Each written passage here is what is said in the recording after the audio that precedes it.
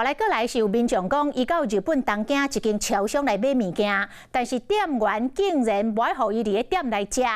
专家来分析着原因，讲日本为2019年开始，伫个店内用餐甲外炸出去的消费税无共。伫个超商买便当税率是8%，但是若要伫个店内食便当，税率就变10%。讲当年日本一国两税新制度拄啊实施的时阵，真侪日本人嘛是无啥啥。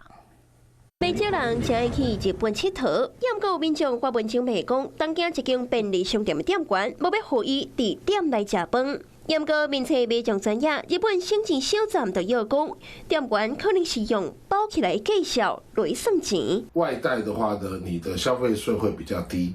但是呢，这时候你就不可以拿着你外带的食物呢，在餐厅里面用餐。原来日本2019年10月7日将消费税为8%调到10%，也毋过部分的商品实施轻减税率。简单来讲，就是酒以外食物等等的民生用品，消费税是维持8%，也毋过敢若限制卖当去食。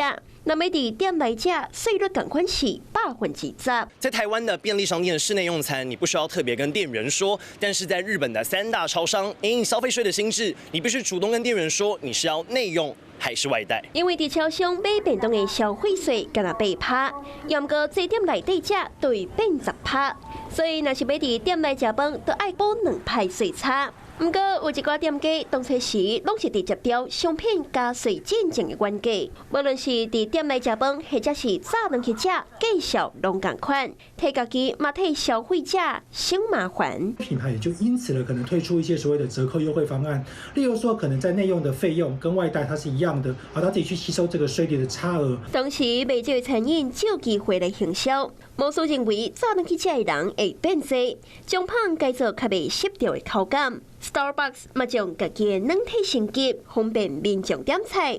大货屋主要是经营内用市场，迄阵嘛趁机会降价。日本一公两税已经4年多，旅游的时阵都爱模糊清楚，才袂产生消费纠纷，拍歹心情。Hello， 我是陈雅玲。想要抢先掌握最及时的新闻资讯吗？赶快订阅、按赞、开启小铃铛，锁定华视新闻 YouTube 频道。